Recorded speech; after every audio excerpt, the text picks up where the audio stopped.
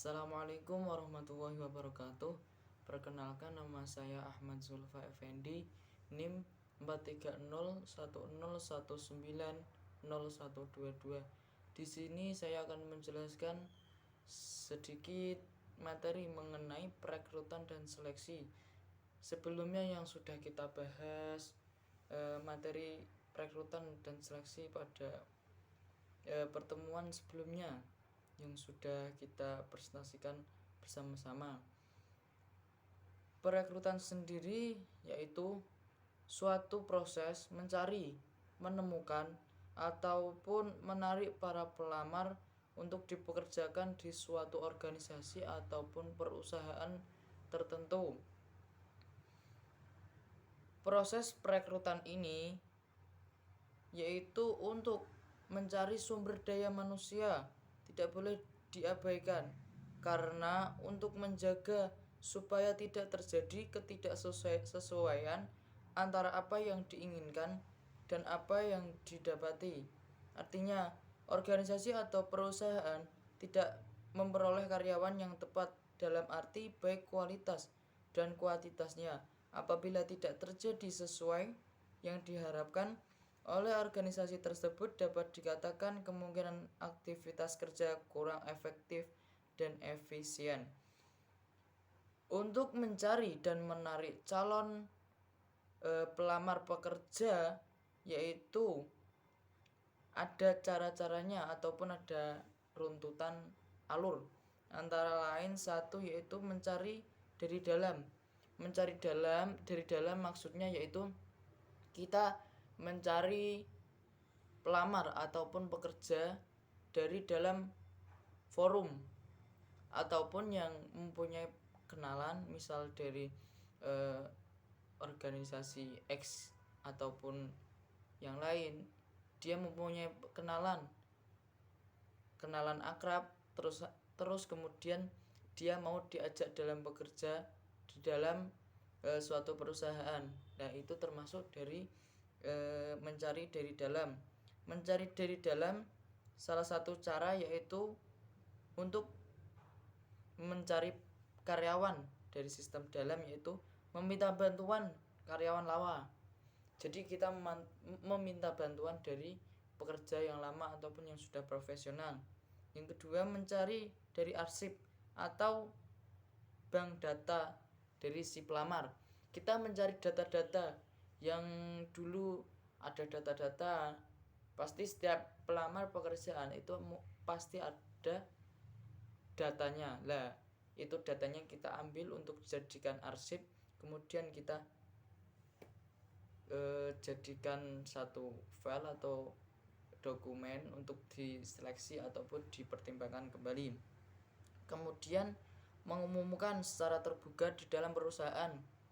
Kemudian jika sudah memperoleh suatu karyawan, kita harus mengumumkan atau memberitahu kepada umum. Kemudian cara yang kedua yaitu mencari karyawan dari luar. Mencari dari karyawan dari luar yaitu ada beberapa cara, yaitu salah satunya memasang iklan lowongan. Kita memasang kayak MMT ataupun pamflet ataupun banner di pinggiran jalan maupun di medsos mengenai ada lowongan pekerjaan. Kemudian menyusun iklan lowongan. Jadi iklan tidak sembarangan membuat iklan, jadi harus ada runtutan kegiatannya ataupun ada alurnya untuk melamar pekerjaan tertentu. Yang kemudian menetapkan target audiens. Kita harus menetapkan target. Kita menentukan beberapa orang, jadi harus ada batasan maksimal atau minimal. Kemudian rancangan isi iklan.